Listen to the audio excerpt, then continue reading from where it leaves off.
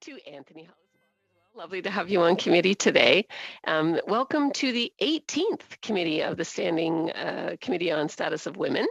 And so the meeting today is taking place in our usual hybrid format pursuant to the House Order of January 25th, 2021. And the proceedings will be made available via the House of Commons website. The webcast will always show the person speaking rather than the entirety of the committee. For members that are on Zoom, remember to mute your mic when you're not speaking. And so we're going to start out. We've got, along with the Minister, Philomena Tassi, we have from the Department of Employment and Social Development, Barbara Moran, who is the Acting Assistant Deputy Minister, and we have Lori Strzenicki, the Executive Director, who will talk to us. I guess we'll give the Minister 5 minutes to begin, and then we'll go into our rounds of questions. So, Ms. Tassi, you may start. Okay, thanks, Madam Chair, and good morning, bonjour, everyone. It's fantastic to see each and every one of you, and I want to begin by thanking you for the work that you are doing. I'd like to begin by acknowledging that I am participating from the traditional territory of the Haudenosaunee and Anishinaabe peoples within the territory covered by the Upper Canada Treaties, as well as the Dish with One Spoon Wampum Agreement. Madam Chair and members of the committee, thank you for inviting me to appear today to speak about the progress we are making with respect to the implementation of the Pay Equity Act. As you know, we introduced the Pay Equity Act as part of Bill C-86 in 2018.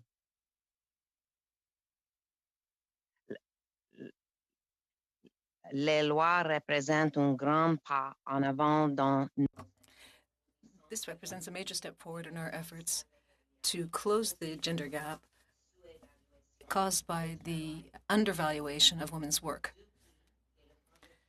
Since the bill received royal assent in December of 2018, we have been working so as to be able to implement it. As part of this process, we are developing the supporting regulations required to bring the Act into force. The draft pay equity regulations were pre-published in Part 1 of the Canada Gazette in November 2020 for a 60-day comment period. The typical comment period is 30 days. The government opted to extend the comment period so that stakeholders had ample time, given the context of the COVID-19 pandemic, to review the proposed regulations and to submit their feedback. Pay equity is a legacy we will leave to future generations. We are being very careful to get it right. Stakeholders were keen to provide comments on the proposed regulations. In fact, we received over 30 submissions from employers, unions, advocacy groups, and individuals. At this time, we are carefully considering all the comments received in order to finalize the regulations. We should be seeing the new proactive pay equity regime come into force later this year. Once it is in force, an employer will have 3 years to develop a pay equity plan and determine if employees are owed pay increases. This means that pay equity plans would be in place in 2024 in workplaces that become subject to the Act the day it comes into force. Employees would immediately be owed any increases in compensation at that time as well.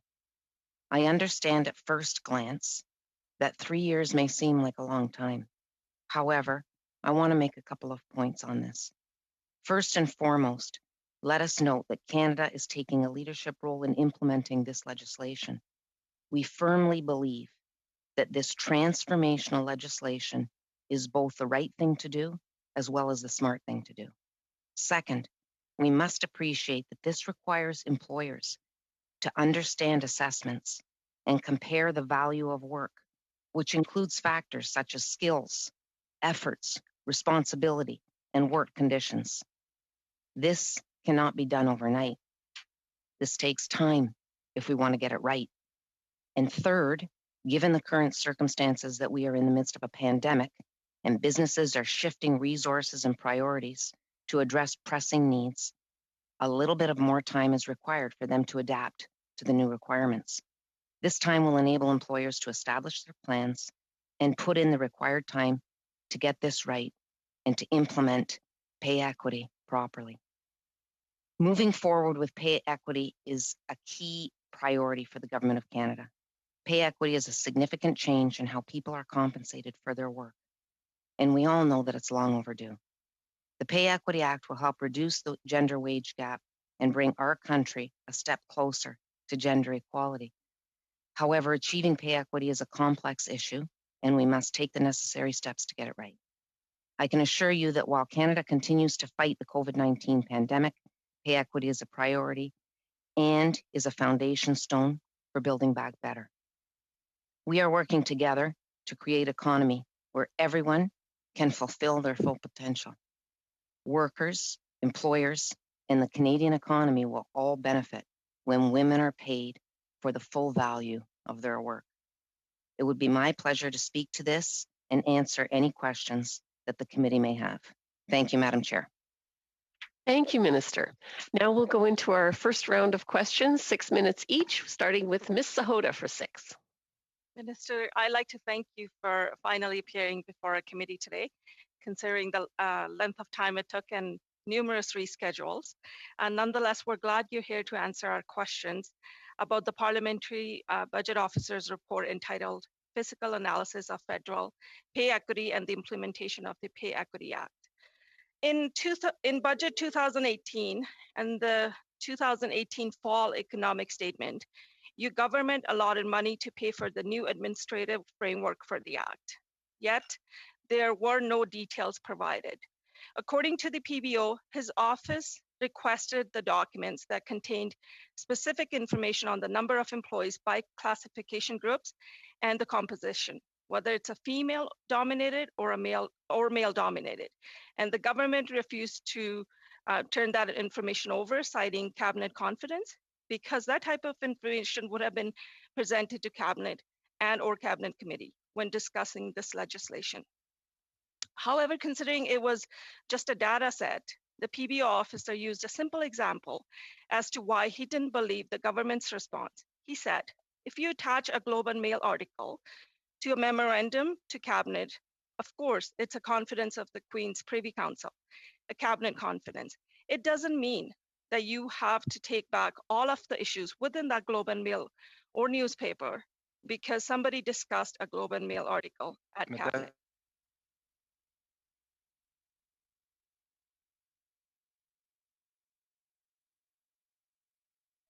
We cannot hear Mr. Serret. Serret, vous êtes en sourdine? Excuse, madame. Apologies, the interpreter cannot hear the English properly. Hear the English and interpret in French.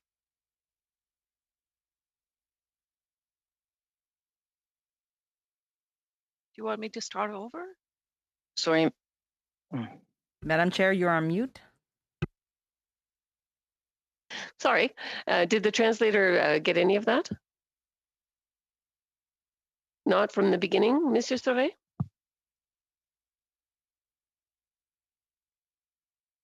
Okay, so Just vers la fin. It was only towards the end. Ms. Sahota, if you end. could raise your mic again between your mouth and your nose, we're going to try our best here. Is this better? Can you hear me?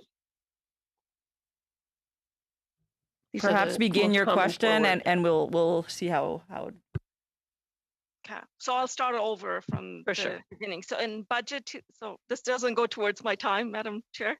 No, we'll be generous. Okay, thank you.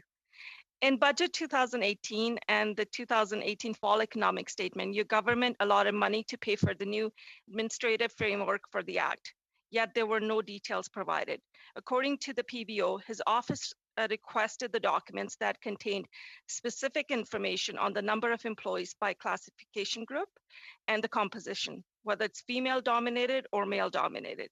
And the government refused to turn that information over, citing cabinet confidence, because that type of information would have been presented to cabinet and or cabinet committee when discussing this legislation. However, considering it was just a data set, the PBO officer used a simple example as to why he didn't believe the government's response. He said, if you attach a Globe and Mail article to a memorandum to cabinet, of course, it's a confidence of the Queen's Privy Council, a cabinet confidence. It doesn't mean that you have to take back all the issues within that Globe and Mail or newspaper because somebody discussed a Globe and Mail article at cabinet.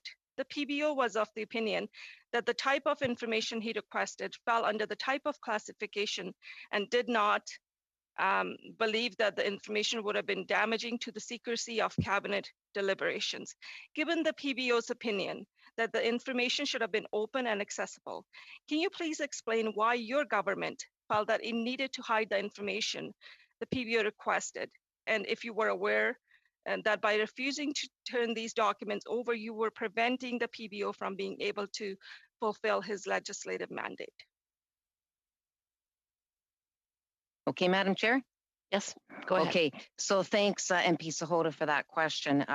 You know, in the fall economic statement, there was a commitment of 26.6 million over 6 years with 5.8 million thereafter with respect to oversight and administrative costs. With respect to the question that you are raising, it's my understanding that that request was made to the President of the Treasury Board, and the President of the Treasury Board had indicated that the reason that the information would not be shared is because of cabinet confidence. I take cabinet confidence very seriously, and I know that that was the reason, and so that the information was not shared because of that reason. I'm not sure the request was made to our office, the Labor Department. I could turn to my officials for that, but I know that the President of the Treasury Board had indicated cabinet confidence as the reason. So I don't know if my officials want to add anything to that. Can you talk to your colleagues and maybe release that information or commit to releasing it? I think that what I would say is this: cabinet confidence is critical. And so I have great respect for cabinet confidence. And if it is declared that cabinet confidence prevails, then we have to have that, and information cannot be shared. It would really undermine the way that we progress and proceed.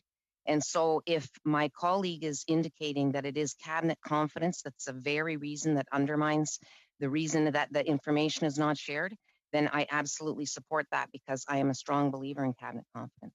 Minister, I'm going to read the quote from the PBO officer again, why he didn't believe the government's response. He said, if you attach a Globe and Mail article to a memorandum to cabinet, of course, it's a confidence of the Queen's Privy Council, a cabinet confidence. It doesn't mean that you have to take back all the issues within that Globe and Mail or newspaper because somebody discussed a Globe and Mail article at cabinet. That's what you seem to be saying, and PBO officer doesn't believe that.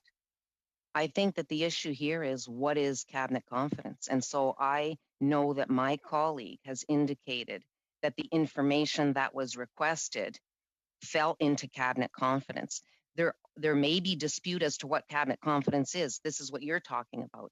But I support my colleague in his assertion that this is cabinet confidence, and I'm a strong believer in adhering to cabinet confidence. We cannot release information that is going to undermine. Okay, it's just data set that he was looking for. So anyways, let's go to the next question. It seems like you're not going to answer my first question. So because of your deliberate withholding of these documents, the PBO had to use alternative sources to estimate the cost of implementing the act, and estimated that it would start at 477 million, and with the additional employee benefit, it would increase to 621 million.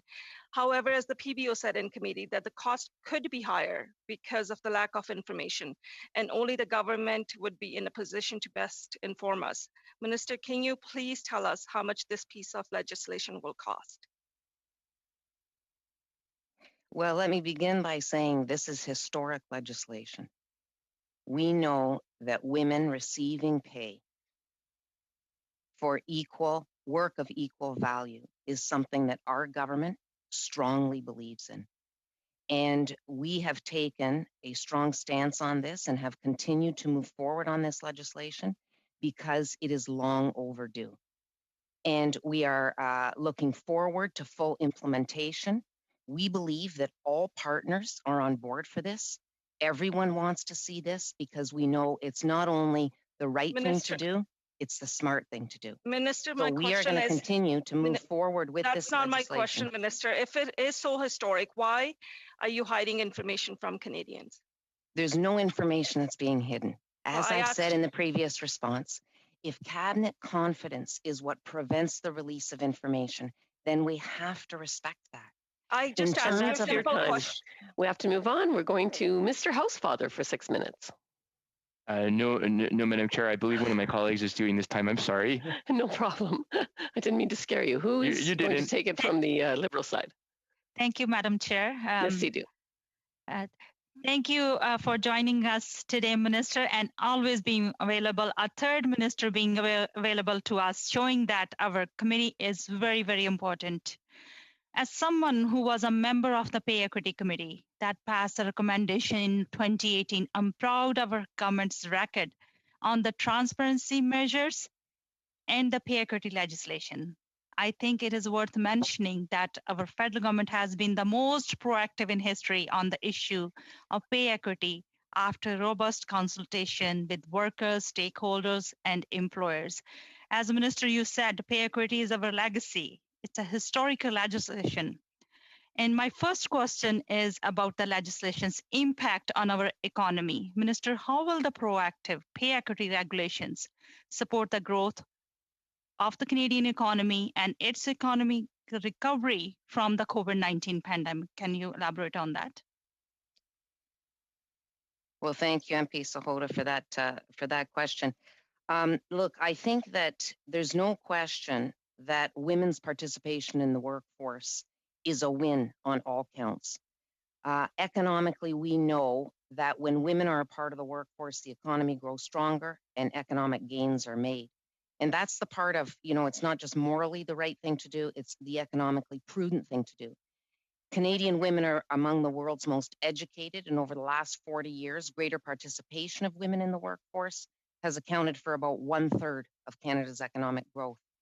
And Canada could add, it's estimated, $150 billion to the economy in the next decade by taking steps for greater gender equality in the workforce. So economically, there's no question that this is an advantage. Also to the women, in terms of providing them with equal pay for work of equal value. We know that employers at the end of the day are going to benefit as well. There's going to be increased productivity. There's going to be increased retention. And I think, as I've just mentioned, increased growth. So all these measures, this legislation, it's a win-win. And I'm very happy that it's our government that has moved forward with this legislation and look forward to its full implementation. Thank you, Minister. Minister, some provinces have their own pay equity system. In Manitoba and Maritimes, they covered the public sector, and Ontario and Quebec, they covered the public and private sector. Would you be able to comment on the lessons we learned from the rollout in these provinces? That explains why we would not want to rush this legislation. Well, thanks. This is a very important point. I mean, this legislation is going to cover 1.32 million workers across this country. And as I said in my opening remarks, it is complex. We are moving forward that talks about equal pay for work of equal value. So it's not a situation where you're looking at a crane driver, male and female, and paying the same amount of money. You're looking at different job classes and then trying to make the comparison. So you're looking at the crane driver and the clerk. You're looking at the secretary and the caretaker or janitor. And so this is a complicated and complex evaluation that needs to be done by employers. And it is critical that we get it right, which is why, for example, we appointed the first Pay Equity Commissioner, Ms. Jensen, and I know she's been in front of this committee and testified. And her work with her and her team is going to be invaluable because it's going to support the employers who are going to be implementing this legislation.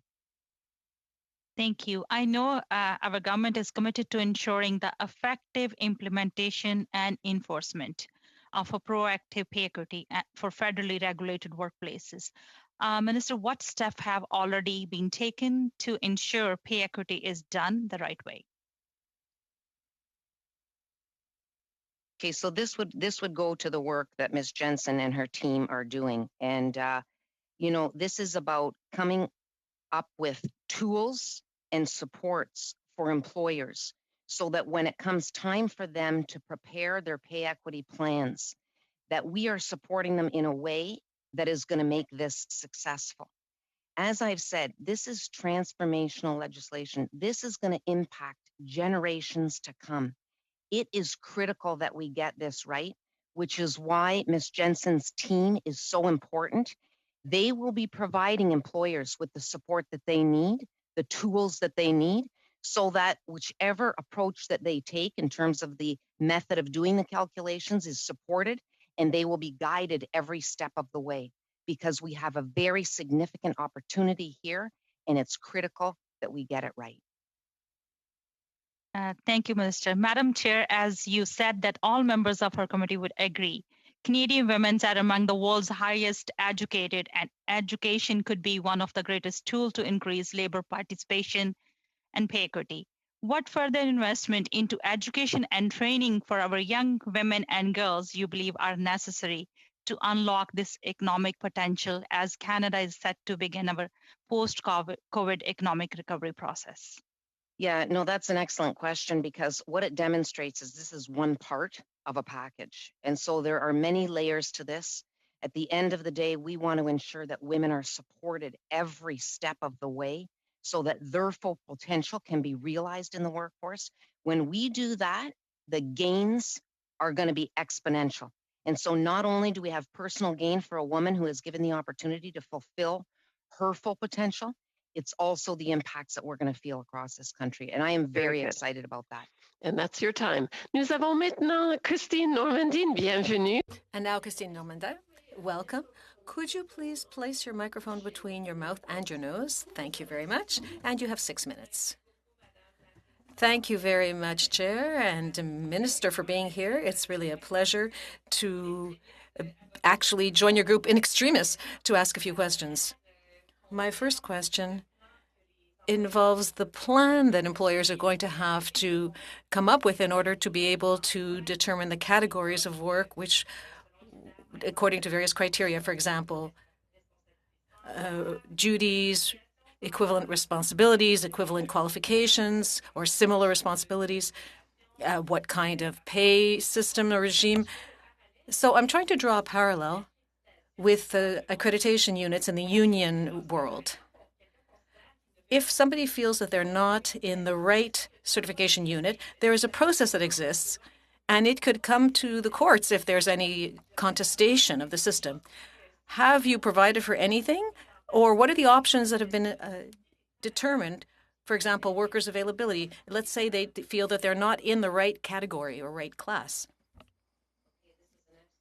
Merci beaucoup pour cette. Thank you for that question.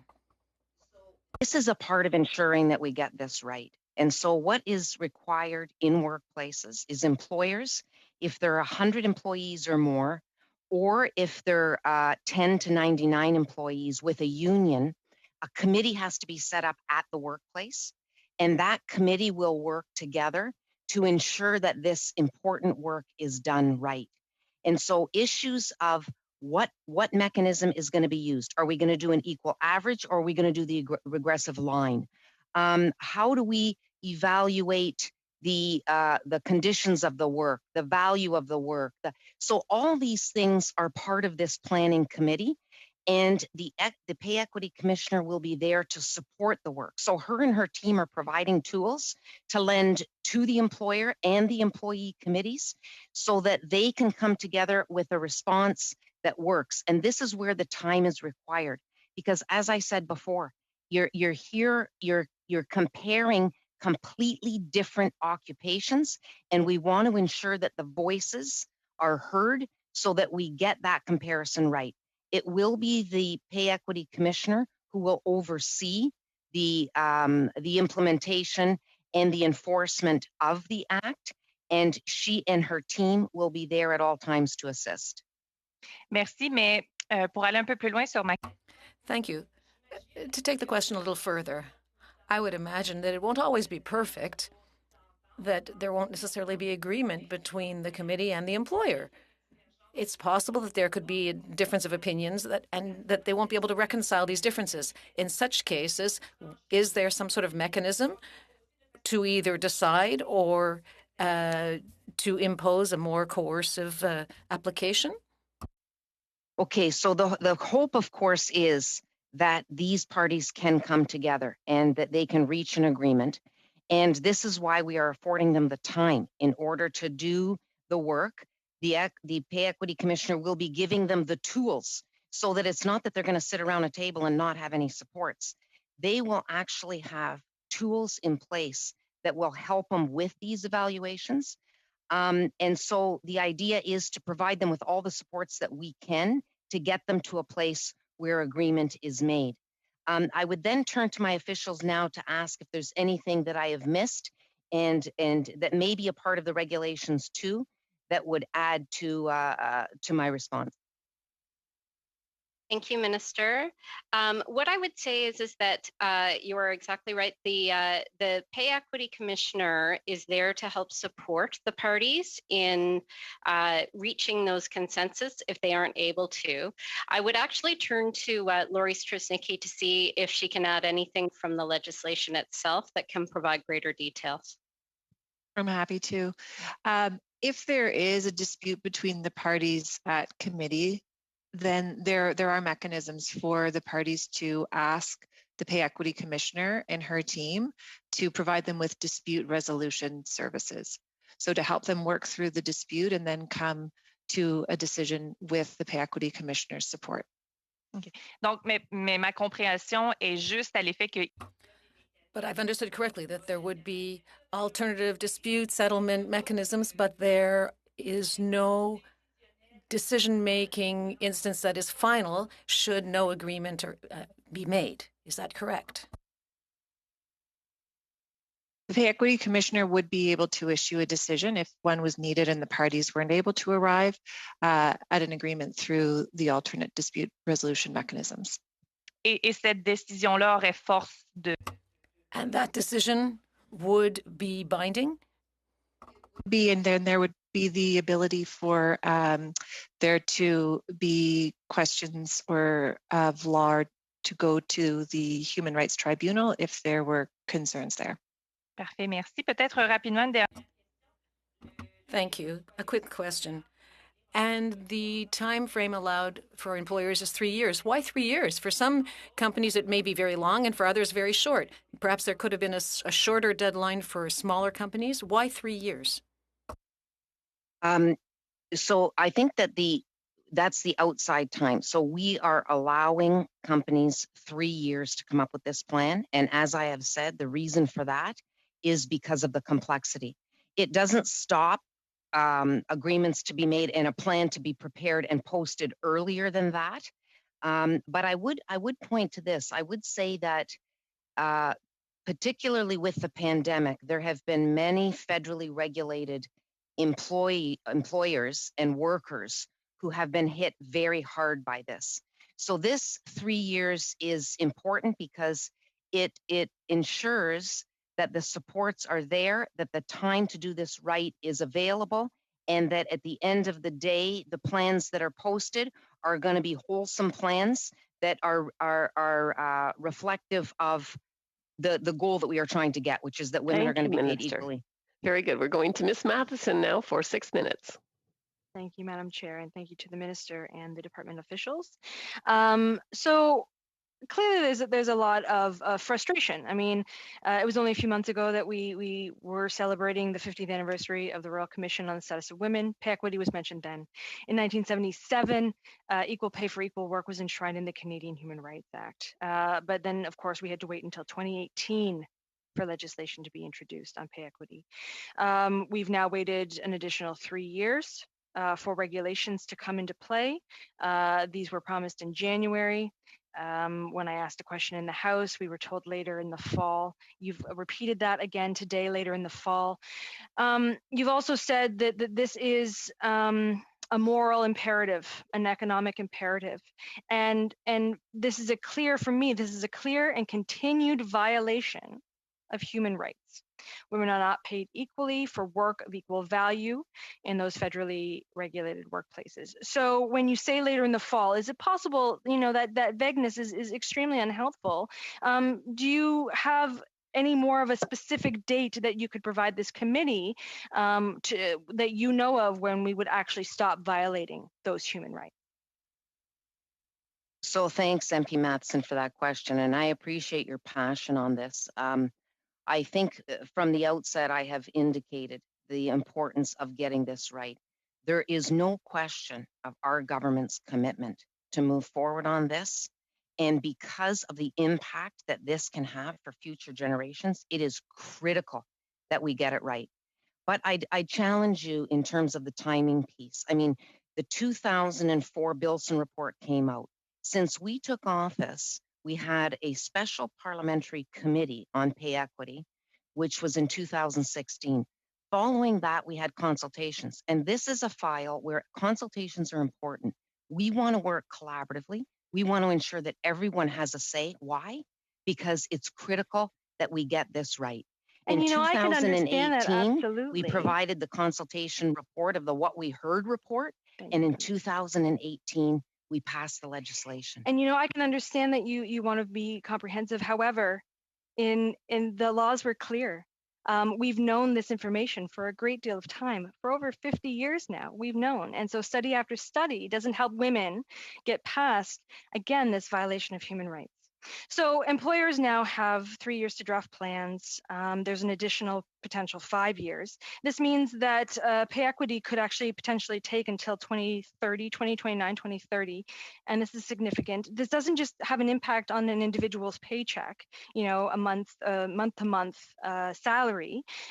This actually has longer term consequences. And as we saw with Canadian Postmasters and Assistants Association, they filed their complaints in 1992. It took almost 30 years to rectify. They're still dealing with these cases. And in a lot of the cases, these women, it's their estates that are being awarded back pay because they've died in the meantime. So if you could talk or tell this committee what your plans are, what your government plans are to rectify this injustice, to take into account the impacts on long-term for women, on their pensions, on their benefits. What are you going to do to reduce the long-term costs because of your continual delays? So our government has moved forward on pay equity legislation because we believe in it strongly. The timing of this, we've been acting on this from the beginning. As I said, the House of Commons had the special committee in 2016. We consulted, we did a What You Heard report. In that same year, we presented the legislation and passed the legislation.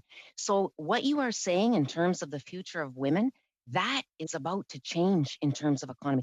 We are now going to put in the pockets of women fair compensation. And yes, it's going to increase their pensions. Their benefits are going to be increased. This is what makes this so transformational. And we are the government that moved forward in this regard. And I am very happy about that. Now, the legislation was passed in 2018. We were in the midst of a pandemic, and notwithstanding that, we are still moving forward. Why? Because we believe so strongly in this legislation. And we will continue to advocate. And this is one piece among many in terms of how our government is moving forward to ensure that women in the workplace are supported. And yet it's still extremely slow. It could be much faster. It could be done with far more efficacy. And ultimately, as both a legislator and an employer, this is again about human rights. And that has been known for a great deal of time, and there's been such slow progress. I mean, I love sloths. They are adorable, but the speed at which they move is painful. And this is actually costing women a great deal of money. And so going forward, I'm quite grateful to see that there is movement. However, I'd like to address as well, most employees who are eligible to receive this pay equity adjustment that will be seen as of the posting of pay equity plans. Could you talk to this committee about if there's any plans to pay retroactively this adjustment because of the length, again, of time that it's taken? Yeah. So I will say this. I disagree with you on the timing piece. I completely disagree. Again, transformative legislation. We have acted on this since 2015. We continue to move forward. We're going to get this right. In terms of timing, companies have 3 years. Employers have 3 years. If the plan is posted before, then that's when the clock starts to run and the amounts are due. With respect to the extra time, those are... I'm sorry, that's your time. We're going to move on now to our second round of questions, starting with Ms. Sahota for 5 minutes. I'm just going to, Minister, I'm going to build on what my colleague MP Matheson said. So the PBO report mentioned that in some instances, there was a shortchange of $3 an hour. Over their lifetime, this significantly impacts their pension, as was confirmed by PBO. Considering this bill was passed in 2018, 3 years ago, and the coming into force is still another 3 years away. If this were to come into force this year, this means for 6 years, women have been making $6,000 less a year, for a total of $36,000. Again, Minister, this was your government's legislation. How comfortable are you that women will be treated as less than to their male counterparts under your watch? With all due respect, MP Soda, we are moving forward on this. Why? So that women are compensated fairly and equally to that of men. We have been working on this from the very beginning. And in terms of the timing piece, in 3 years, yes, there is additional time for companies who have more than 1% to pay to employees. But that time, when that time runs, the money is still owed. They're just given the extra time. And so Minister, this is important because you're not this is answering my also question. about job creation and Minister, preservation. And we want to ensure that companies have the opportunity Minister, to ensure that employers have the ability. Minister, I'm going to ask you another question. Maybe you can answer that. The Pay Equity Act was passed in 2018 and was a piece of government legislation, meaning before being tabled, there would have been discussions with cabinet committees, and departmental officials. One would have also thought that this would also meant that the government would have been fully prepared for implementing the new law. Not to mention, as my colleague from the bloc pointed out, that with the PBO, Quebec has had a provincial law on the books since 1996, meaning the federal government didn't need to necessarily reinvent the wheel. When I asked the PBO if this should have been done sooner, he said it was the government's own legislation, so they knew this was coming. I'm convinced that they could have drafted and implemented regulations more quickly and had an earlier coming into force. Why that was not the case, I don't know. So, Minister, why was it that it took so long? We are now over 3 years since the legislation passed. Was it because it's easier to say you were standing up for women in the workforce than to actually do something? So again, I disagree with your comment in the accusation that it's taken long. We have been working on this. That's the PBO from the beginning. Saying, Minister, this is from the beginning. And listen, so let me say this. So I think that when Ms. Jensen came and explained to this committee the complexity of ensuring that this legislation is implemented in a way that is going to make a difference for generations to come, that you can appreciate the level of work that has gone into this. We had a special parliamentary committee. In fact, our chair sat on it. MP Sidhu sat on that committee as well, I know. And that information was taken because we don't want to rush this. We can't. This is an opportunity Minister, that we have that is going to impact generations to come. And so the commitment Minister, is to get it right.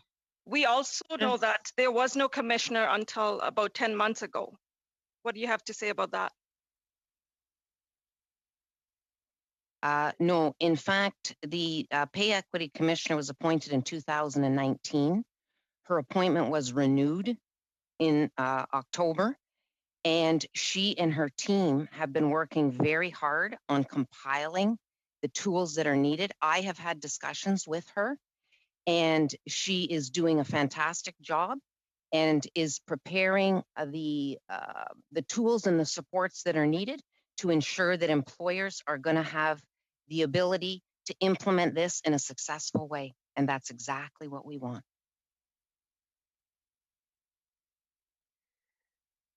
Madam Chair, do I have time or no? 20 seconds. I'll give you a chance to answer my previous question. Do you know how much this piece of legislation will cost?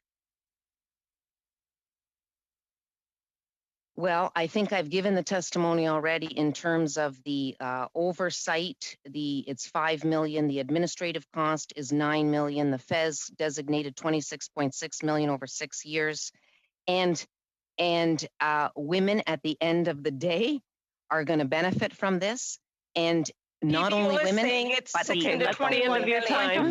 Point of order, ma'am. Yes. Point of Ms. Sidhu. Madam Chair. Point of order. Ms. Sidhu. So let Minister answer that. With due respect, we all want to listen to Minister. It's the end of her time. So actually, we're coming to you. So you could ask the same question if you would like, Ms. Sidhu. 5 minutes. It's Madam Chair. It's so. Ms. Zahid, okay. Thank you, Chair, and big thank you to Minister and the officials for appearing before the committee. And thank you for all the work which you are doing on this important issue. I'm really proud of to be part of the government who recognizes the importance of equal pay for work of equal value, and in believing in that,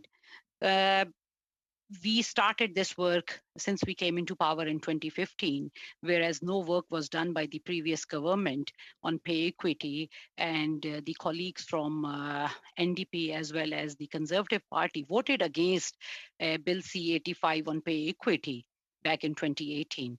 So thank you, Minister, for all the work which has been done in the last few years on this.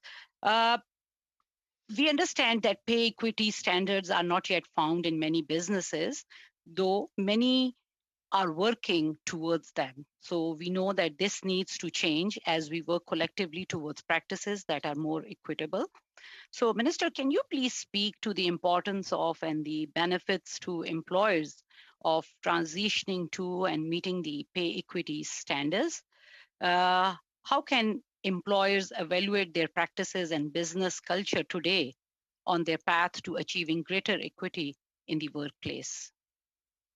Well, thanks for that very important question. I think we have to recognize the importance of supporting employers as we take these significant steps, encouraging that the consultations are taking place so that this is successful, because a collaborative approach is the best approach. And I believe that this provides an opportunity for employers to demonstrate their commitment to gender equality. Now, do they need the tools? Of course they need the tools. And that's why the work of the commissioner is going to be so important, her and her team. But this is going to, it's going to foster diversity in the workplace. It's going to increase productivity. It's going to increase retention.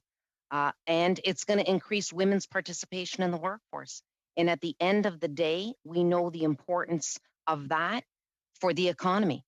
Women's greater participation in the workforce is absolutely going to strengthen the economy. And then, and for women themselves, it's going to increase self-esteem. It is going to increase retirement savings. It is going to increase benefits. It is going to increase pensions. All these things are about to take place because of the transformative legislation that we are bringing about. Thank you, Minister. My next question is, the implementation of this legislation will ensure that women in Canada will be able to count on equal pay for work of equal value, which is long overdue for many women. And we know that this inequality has had real effects on their careers, their livelihoods, and their mental well-being. And as we are trying to navigate through this pandemic, we have seen that it has impacted women more than men.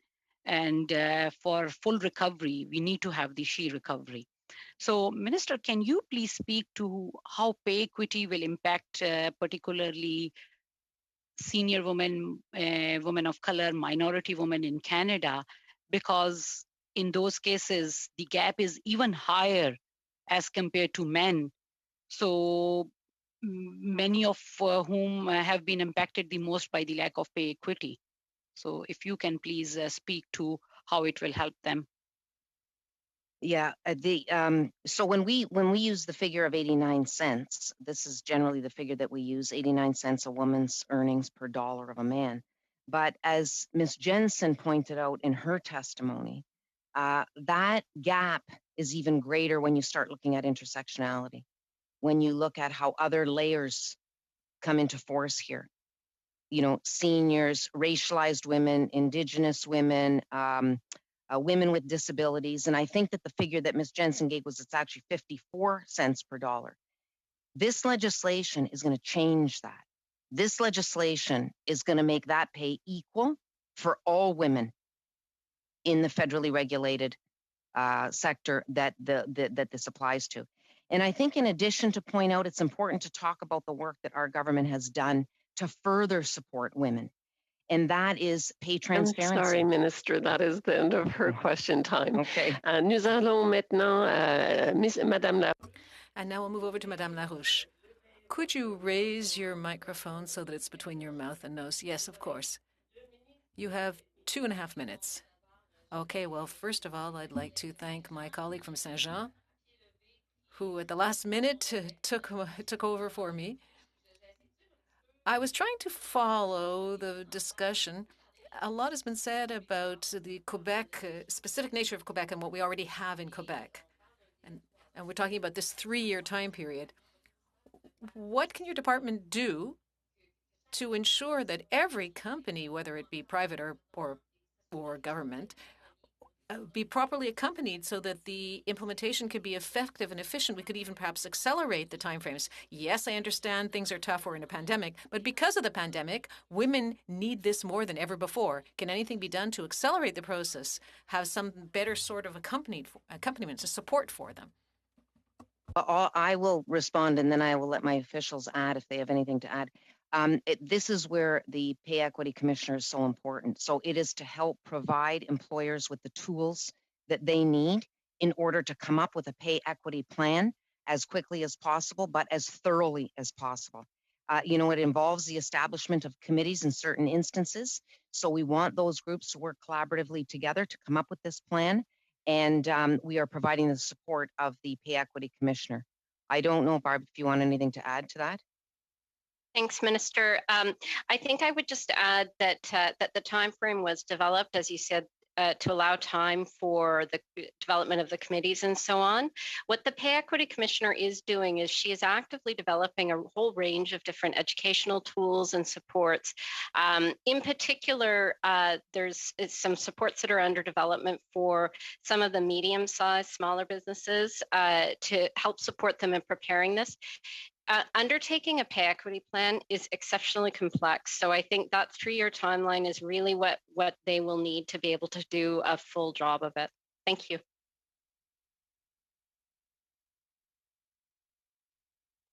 Second. 30 seconds.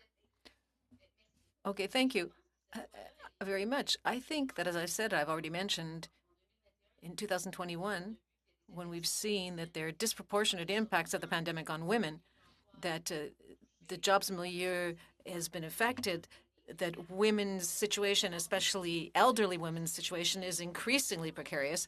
It's just been too long that women have been penalized for too long in terms of doing work of equal value to what's been done by men. All I would like is to see this bill move forward. So I don't like anybody saying that any bloquistes don't want the bill to move forward. We're with you. For 2.5 minutes. Thank you, Madam Chair. Interestingly, it was mentioned that New Democrats and Conservatives voted against this legislation, but I would like to note that it was in an omnibus bill of 900 pages in a budget bill, implementation bill, where there were simply too many things that we couldn't support. So I think that those key points are forgotten potentially by Liberals, but not by the NDP. I'd like to get back to a question that I didn't really receive answer to, in that because of all the delays, because of the slow-moving legislation, is your government looking into or prepared to provide any sort of back pay or retroactive pay on the pay equity adjustments that should be received by women in this legislation once it finally does actually, when plans are created and women should be paid equally for equal work? So I'd first say that with all due respect, we've been moving forward with this legislation from the beginning. And, with respect to the pay equity special committee, with respect to the consultations, critical we get this right. Look, I understand everybody wants this implemented yesterday, but we have an opportunity here that we have to seize, and we are seizing it, and we are going to get it right because our kids and our grandkids are going to have the benefits of the legislation we are passing. In terms of your question specifically, companies have 3 years in order to come up with the plan with their committees and post those plans. If they come up with those plans before and the plan is approved, then that's when the payment starts. If in fact they require extra time, the payment still runs at the 3-year mark. It's giving companies the time in order to ensure if their payrolls, if it's significant for that company, the cost is significant, it's giving that company time so that they can pay those funds, but those funds would be retroactive to the date that the 3-year mark. And this is about preserving those jobs because we don't want jobs to be lost in this. We want to ensure that women have more opportunities and more jobs. So that's the on the timing piece. So the I'm not sure if my will fall official on companies, but not on the government because of potential delays or the lack of movement on the regulations that were supposed to happen back in January. I don't understand the point about it that it's going to fall on companies. Well, ultimately, if you're talking about any sort of retroactive pay or adjustment, it's when they have those plans in place, but there's no responsibility upon the government for any kind of retroactive pay because of the delays of the regulations coming into force. The government's responsibility is that the commissioner. Okay. Sorry. So now we're going to go to Ms. Sahota for 5 minutes. For 5 minutes? Oh, okay. Minister, I'm just going to build on what my colleague, Ms. Matheson, was talking about here. And I asked you this before, that with the 6 years that this law's kind of been taking, every woman is about $36,000. They're losing $36,000 to date. And not only are they losing that amount, but also pension loss. What do you have to say about that? With all due respect, it's unfortunate that the previous government didn't implement this. This government's not moving on this, so. We are moving on it. In the past 3 years, there's not much that has happened. Well, I'll repeat myself. We have moved forward on this for the past 3 years. We've established a special committee that built on the Bilson report. We did consultations on the What We Heard report. We published that. We then moved forward with legislation in 2018, and we're in the midst of a pandemic, and we're moving forward on proactive pay equity legislation. Why? Because we believe in it, because we know it's going to be transformational for women. And I'm wishing and hoping that the Conservatives will support us as we move forward. Minister, you've been elected since 2015. That's 6 years. And I've said what we've done. I've explained to you what we've done. We've built on the Bilson report. We had a special committee. The Madam Chair was on that committee. MP Sidu was on that committee. All parties were represented. They had the opportunity to provide a report. They did provide that report. Why? Because this is important, and it is critical that we get it right. We needed that information. We needed that consultation period. We have been moving forward on this legislation since we took office, and we are happy that we are now going to see full implementation, which is going to be transformational change for Minister, women across this country. You said in the because there's pandemic, don't you think women need more financial security during the pandemic? Absolutely. And so look at the things that we have implemented as a result. Pay transparency. So that's going to shorten the wage gap. So what does that mean? It means women, again, another layer, paid fairly for the work that they're doing. Skills training, investments in skills training. I've sat around tables where filled with women, and what are they all doing? They got to fulfill a dream of being Minister, in the construction trades. I'm going to ask you, I'm going to quote what PBO told me when he appeared before the committee. He said it was the government's own legislation. So they knew this was coming. I'm convinced this could have, they could have drafted and implemented regulations more quickly and had an earlier coming into force. And he said, why this wasn't done, I don't know. So the PBO officer is saying, I don't know why the government's not moving. You haven't even provided the information he requested. You've answered none of the questions I asked today. Well, you know, MP, so I'm sorry that you feel that way. I think I'm answering the questions that you were asking very clearly. We have moved forward. You have a difference of opinion. Then I have a question that you can. No, we I don't want to rush it. We want to make sure that we get it right. We can't fail women this way. Minister, you're failing women anyways by not moving fast enough. So, and I think I'm not the only one of that opinion that you're moving too slow and you're failing women. Ms. Matheson has said that, and some of my other colleagues believe the same. So if you're telling me that you're answering my questions, then I'm going to repeat the same question third time. Minister, can you tell me how much this piece of legislation will cost? And I know the numbers you've already provided. I just need to know the ballpark. So with respect to women, let me say this. It's not only this piece of legislation and the cost. You talk about the cost. What is the cost of inaction? What is the cost of doing nothing? Our children and our grandchildren will have to bear that, and the economy loses out. This is why our government has moved forward on so many measures: pay transparency, skills training, C65, an Employment Equity Act review, child care, women's entrepreneurship. Can I get an answer to my question? I just say, you know, I respect your opinion and appreciate your opinion, but I have to strongly disagree with what you are alleging in some of the things that you have said. And I am delighted that we are moving forward. That's the end of your time. Sorry. We will go along right now to Miss Dillon, I think, for 5 minutes. Thank you very much. And thank you, Minister Tassi. Very nice to see you here. So I'll start with a comment. We're hearing a lot about how much this legislation should be rushed through after waiting years and decades. Do you not believe that if we're going to do it, that we should do it right, and we should not do it in a way that'll make us go backwards? And if there are errors, then those are going to cause even more delays and disadvantages to women in the long run. Can you please speak to this? Thank you.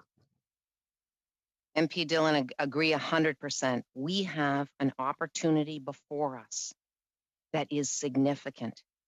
And it is incumbent upon us to get this absolutely right, which is why the engagement, the supports of the Pay Equity Commissioner, the consultations, and we will get this right. I have full confidence that this legislation is going to create change, that women are going to benefit for generations to come, our daughters, our granddaughters, and it's extremely important that we seize this opportunity. We are the government that did move forward with this because we recognized the importance, and I actually believe that employers are with us. They now have the opportunity to demonstrate their commitment to gender equality, and we are going to work together to implement this transformational legislation, and we can all feel very proud about that. Thank you very much. And I'd like to build a little bit on that. You've mentioned many times, and it's the truth, that the Pay Equity Commissioner is very important, and that undertaking a pay equity plan is complex. It's very complex. Can you speak a little bit to this complexity and like why it's prudent to take the time to put in comprehensive planification so we can make sure that things are done correctly? Why is it complex? Thank you. So this is the root, I think, of the differences of opinion. The complexity, I am hoping that Ms. Jensen, when she gave her testimony, there was a greater appreciation. Again, we are not talking about comparing two jobs that are the same. We're talking about taking jobs that are by nature are completely different and applying criteria to those jobs to determine what the pay should be. What is equal work of equal value? And this comparator is complex. This comparator is getting information and bringing forward information and studying it in terms of the conditions of work, in terms of the value of the work. And then there's exemptions like seniority, like specific programs. And then in addition to that, you got to determine which criteria, which formula are you going to use? Because there's two different formulas that are presented. You have to understand what those formulas are. And then if those formulas don't work, you got to opt for another formula. This is not straightforward in terms of we can do it overnight. And it is incumbent upon us, and I take this very seriously. We have to get this right. This is an opportunity that is a lifetime opportunity, and we are going to put the resources there in order to get it right. Thank you very much, Minister. When it comes to the Pay Equity Commissioner, you've testified that there are supports being put in place, tools being put in place to facilitate the work of the Pay Equity Commissioner. Can you please talk to us a little bit about this? And just in case I run out of time, there was something very interesting you said. The second question, can you please tell us what work our government has done? You were about to mention other than supporting pay equity, but you ran out of time. Can you please tell us what other work our government has done? Thank you so much. Thank you. Look, this work is extremely important, and you don't fix it with one piece of legislation. You fix it with a holistic approach, and this committee knows that more than any other. In terms of women, look what we have done for supporting women in the workforce. Pay transparency to tighten the wage gap for the 4 groups. Women is one of the groups included. Skills training, making significant investments so that if I want to be a welder or I want to be a framer, I'm going to be given that opportunity. I've sat around tables with women who have had these opportunities open to us, open to them because of the investments that this government has made. And I can tell you, they have got a second lease on life. They are over the moon. They are able to fulfill their dreams. C65, Employment Equity Act review, commitments to childcare. I'm sorry, Minister. We are at the end of our time. I really want to thank you for coming and enlightening us about what's happening with pay equity, and for the other members and the members of the department as well. Thank you for coming. For the rest, we're going to suspend briefly while we do sound checks for our next panel on unpaid work. Thanks so much. Stay tuned. Okay, thank you all. Goodbye.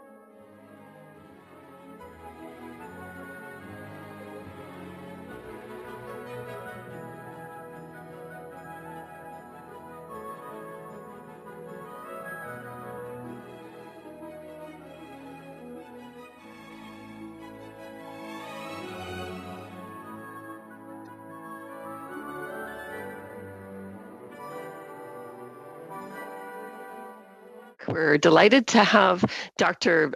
Kate Bezanson with us today and Camille Robert. Bienvenue. So we are going to give you each 5 minutes to begin, and we'll start with Dr. Bezanson. Let me unmute myself. Great, thank you so much. Well, good afternoon, and thanks to the committee for this opportunity. I bring greetings from Niagara, Ontario, the traditional territory of the Haudenosaunee and Anishinaabe peoples. This territory is covered by the Upper Canada Treaties and is within the land protected by the Dish with One Spoon Wampum Agreement. And in addition to offering gratitude and recognition for the land, I have taken in pandemic to also acknowledging care. So many in this virtual room have someone just off screen who requires care, attention, and support, or are able to be here because someone else is providing care, attention, and support. Care work, its glories, challenges, limits, and consequences has been starkly revealed in pandemic, and how we understand and support it is our subject today. So my name is Kate Bezanson. I'm an associate professor of sociology and associate dean of social sciences at Brock University. My areas of expertise are in social and family policy, in constitutional law, political economy, and social reproduction, or what is sometimes also called care or care work. As you've heard from colleagues testifying to this and the gendered impacts of COVID meetings, there is a deep and usually gendered connection between care responsibilities and labor market attachment, advancement, outcomes, and risks of poverty. In Canada outside of Quebec, we largely have a dual earner, female carer model of reconciling work and care. And our relatively weak and uncoordinated pre-pandemic family policy contributed to the care vulnerabilities we see in pandemic. So to address Canada's very first SHE session, among the most important policy tools are building a national system of early childhood education and care and coordinating it with revisions to maternity and parental leaves. So I hope that we can talk about both, and of course about social reproduction and care generally, but I'll focus on childcare given time constraints. There is a strong consensus that childcare is the magic lever to address Canada's care crisis, to avert a gender regressive economic recovery, to spur sustained economic growth, and to enhance gender equality. And this consensus extends more widely than ever before, with chambers of commerce, banks, civil society, and international organizations calling for investments in childcare. Earlier this week, the Governor of the Bank of Canada indicated that investing in childcare was a step to avert what he termed economic scarring from the pandemic. The federal government has affirmed its commitment to long-term Canada-wide system building, and that the time to do so is now. So getting the outcomes that will support economic recovery and yield the promised economic and gender equality returns rests on, of course, a number of variables, including first, addressing what I call postal code social policy, and second, committing to good policy design. Canada faces the prospect of uneven labor market engagement capacity, in which women in provinces and territories that currently have more mature childcare systems can more readily recover, while others may falter or regress. This postal code social policy means that where Canadians live will be a determining factor in how and to what extent they and their respective economies recover. The economic consequences of this unevenness touch all levels of government, and the political risks of inaction on childcare are shared across jurisdictions. Simply, if women's labor market position does not recover, the economy can't rebound, and that immense risk doesn't respect borders. And of course, design matters to outcomes. Federal investments in childcare, absent a vision for system building, can contribute to inaccessible, unaffordable, variable quality, and inequality enhancing childcare delivery at provincial and territorial levels, using fiscal room on weak policy choices and extending childcare patchworks. So the approach that should be followed can be summarized in a sort of handy 3-word mantra: fund the services. Federal funding should be directly provided to provinces and territories where the investment will grow and develop a quality childcare system. And there are no shortcuts. While there are competing visions of family policy, and family policy is politically fraught terrain, system development does not include cash for care, tax credits, or vouchers that stimulate a low-wage, female, precarious childcare labor market. In every crisis, Canada has reimagined its federation. Pandemic federalism has demonstrated a renewed understanding of the fragility and resiliency of our federation and its shared values. Building strong and comprehensive family policy ensures a future that is better insulated against social and economic shocks. The federal government has indicated it's ready to fund what is required to build a system, and broad multi-sectoral support for a national childcare system has never before been so robust. The time is indeed now. Thank you. Merci beaucoup. Nous avons Camille, 5 minutes. Super. Ben, merci beaucoup aux membres du comité de me recevoir aujourd'hui. Je m'appelle Camille Robert, je suis doctorante et chargée de cours en histoire à l'Université du Québec à Montréal. J'ai mené des recherches sur l'histoire des mobilisations féministes pour la reconnaissance du travail ménager. Ça va? Excuse me, yeah. Can you hear Ms. Hutchings? No, you can't hear the translation? Translation's not. Translation 1, 2, 3, test 1, 2, 3. Test 1, 2, 3. Is the translation working now? Now it is. Madame Robert, vous pouvez vous exprimer en français.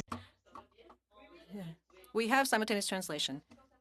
Yes, is translation working now? Yes, it's working. Very well, thank you. But please do speak French. You're from the University of Quebec in Montreal. The interpreters are here to interpret you. Excellent. So I've done research on the history of feminist mobilization to recognize housework in Quebec. In addition, together with the researcher Louise Dupin, I co-directed a collective book dealing with women's invisible work today. We worked with activists and intellectuals from all kinds of milieus, each of whom has made a contribution and proposed various concrete avenues for action. I've also given lectures and workshops, participated in consultation with unions, organizations, community groups for the last several years, which have led to various conversations in the field. So my presentation today is informed by all of these research experiences, which were in hand enriched by the perspectives of the other women that I met with. So I'd like to acknowledge that. So clearly it was based on the Royal Commission on the Status of Women in Canada, or the Byrd Commission, which made its report in 1970, that the Canadian government became more formally interested in women's unpaid work, which had been perceived as an obstacle to their full integration into the labor market. Because of the housework load that women had to shoulder, we felt that it was felt and found that this led to wage inequities and inequities in the advancement and promotion of women versus men, both in the public and private sector. To correct this, various recommendations were made by the Commission, including the first maternity leave granted in 1971 through unemployment insurance. Other Commission recommendations have either not been realized or are underway. For example, the creation of a public daycare network federal-wide, deconstructing sexist stereotypes in education, or the granting of personal pension to housewives under the Canada Pension Plan or the Quebec Pension Plan. In terms of the feminist groups, from the early 70s to the mid-80s, 3 avenues were identified for recognizing women's invisible work, either paid housework, socializing services, or government reform. I can come back with more details on all of these proposals during question period because they are significant to be able to understand previous approaches. What I found in my research is that women's unpaid work has been left aside as a political issue. The trend was away from it starting in the mid-1980s as more and more women were integrating the job market. But several problems were left unresolved as well. For example, the impossible reconciliation of family, studies, and work. Women were still the main people responsible for education and caregiving for children and vulnerable or frail people in their entourage. Traditionally, female jobs were devalued. They are generally linked to aptitudes which are perceived by the public as being feminine. And the fact that the distribution and sharing of tasks and family responsibilities between spouses was reduced to an individual arrangement. In other words, everybody was supposed to decide based on whatever the male or female wanted. And this was not recognized as being an issue of gender relationships and class relationships. There was also increased inequities between women, with increasing use of migrant, immigrant, or racialized workers to fill the deficit gap in care. I could tell you more about that later on. Of course, in a crisis situation, all of these problems are exacerbated. Women have to work remotely while homeschooling their children, or racialized women are on the front in residences for the elderly, and then they get sick because there's a lack of personal protective equipment or movement of staff between various establishments. This was a particularly serious phenomenon in Quebec. So what kind of changes should we be implementing to better recognize the invisible, unpaid women's work? I'd like to share with you some of the avenues drawn from the conclusion of our book, Travail Invisible, or Invisible Work. First of all, the government, management, even some social movements tend to perceive issues related to invisible work as being a series of separate issues which don't have anything to do with each other, and therefore solutions tend to be piecemeal. But if we want to implement concrete change, it is essential to understand the totality of invisible work. It affects the law, labor relations, migratory policy, education, family policy, public service funding, access to daycare, right to housing, and government benefits. Just to give you an example, take the case of a young mother who's at the end of her maternity leave, and she quits her good unionized full-time job to take a part-time job because she can't find any daycare space for her child. This woman then takes on the caregiving responsibilities also for her mother, who is becoming increasingly frail and who doesn't have any home care for free and can't afford a room in any private seniors' residence. Perhaps ultimately this woman would go back to work and hire somebody to live in and take care of her child and her mother, who would have moved into her house. This is a common situation, but I think or a banal situation, but I think it gives you a very clear illustration of how the different forms of invisible work, both paid and unpaid, that is done by women, all fit together. Decision makers have to develop public policies.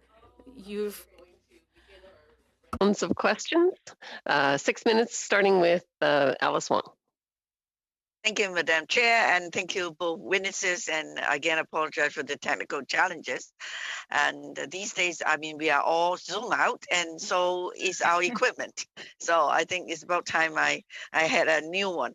Anyway, just want to thank both witnesses for joining us this morning.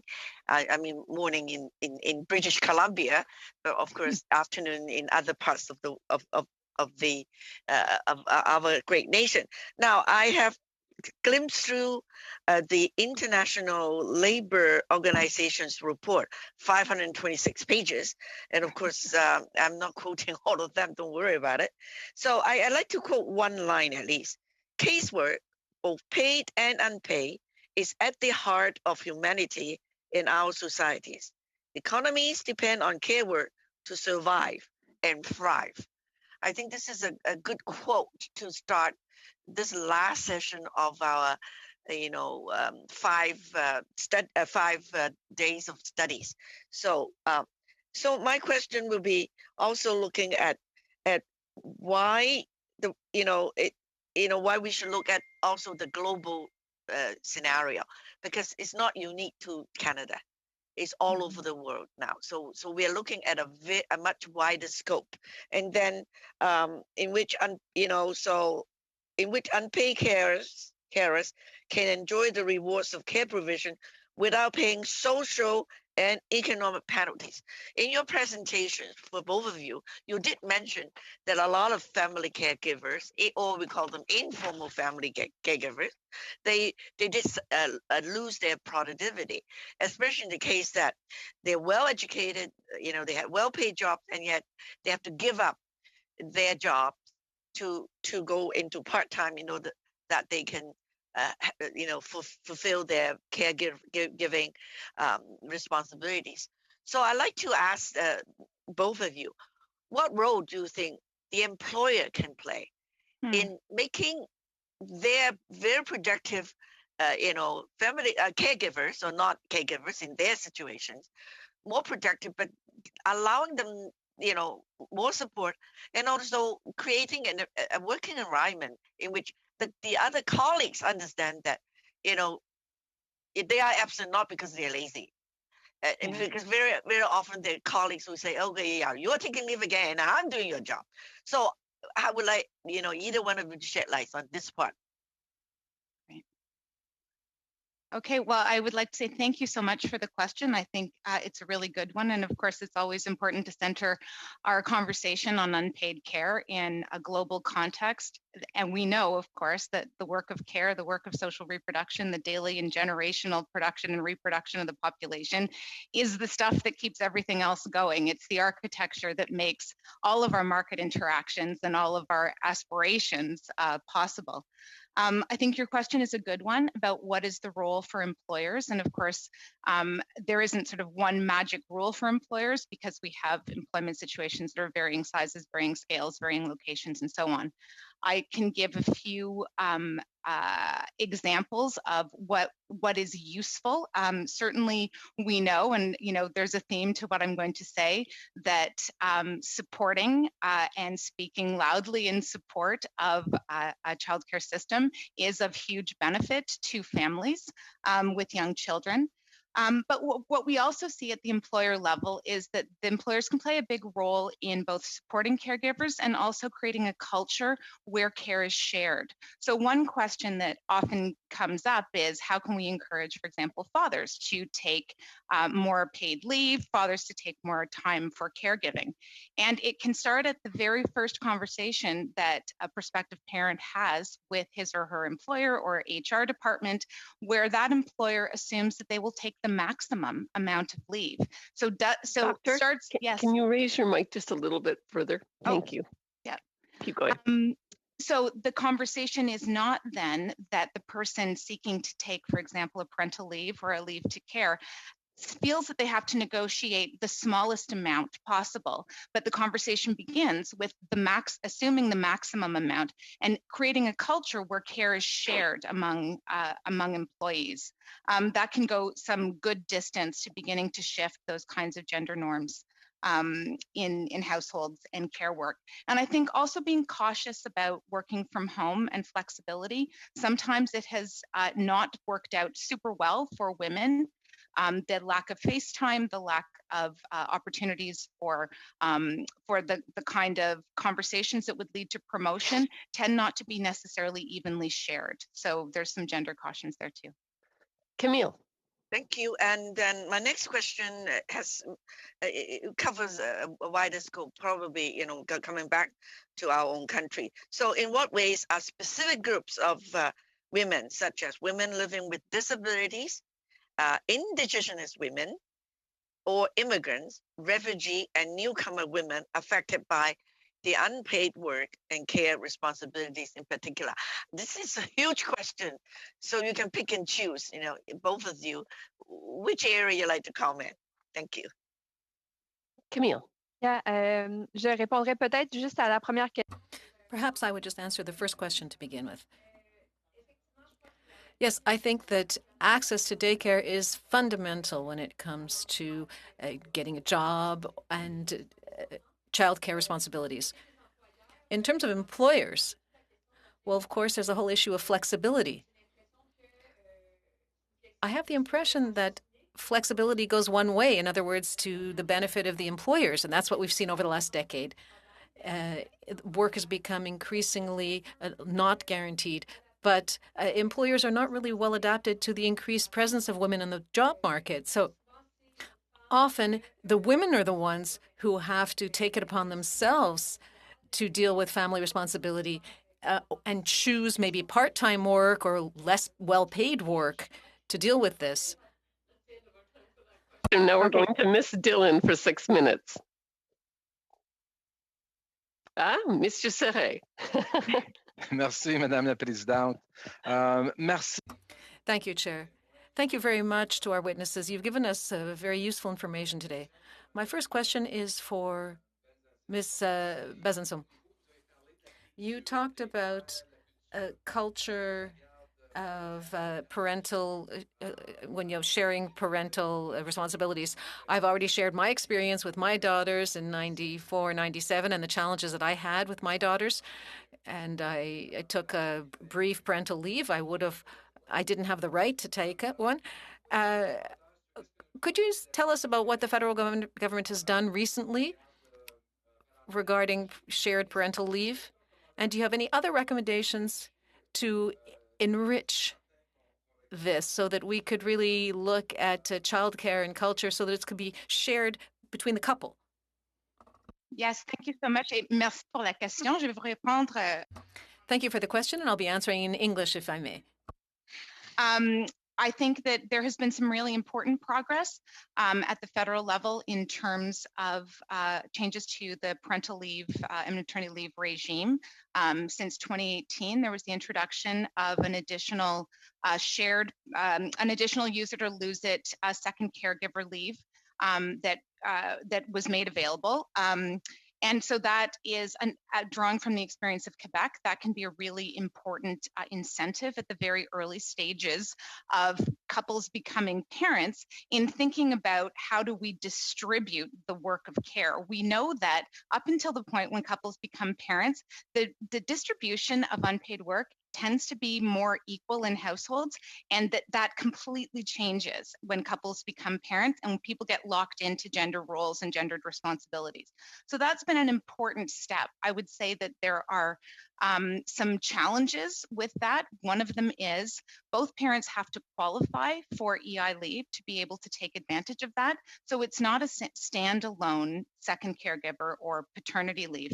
I would say if I was going to say what changes can we make to the paternity and maternity and the parental and maternity leave regime in Canada, we only need to look to the Quebec Parental Insurance Plan.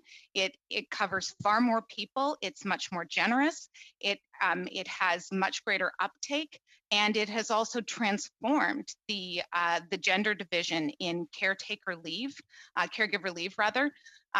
So I think for lots of reasons, including being more generous and including many more mothers, especially in the leave programs, I think we can look to Quebec in both childcare and in parental leave for some good examples. And that kind of leads to my second question, Ms. Bezanson.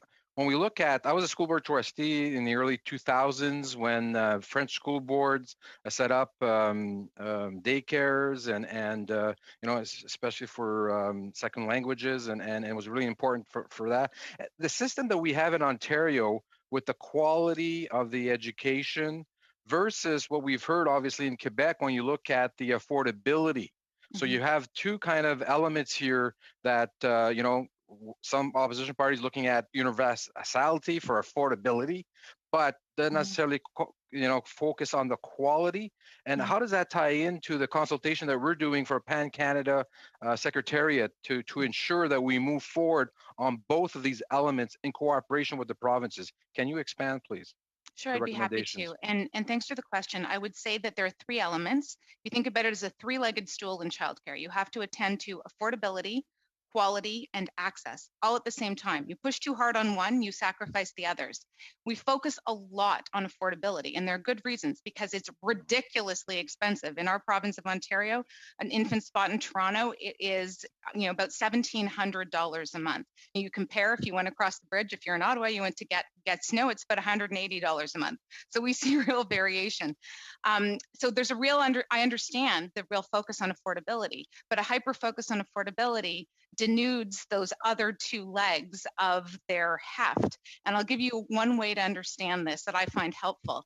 If we just focus on affordability, I could give you $6,000 and you could go out and you could try to find care. And what you would probably have to do is find the cheapest care available. It doesn't build a system, and it would stimulate low-wage female employment. So the emphasis is good on affordability, but it doesn't build the system, it doesn't attend to quality, and it doesn't deal with access.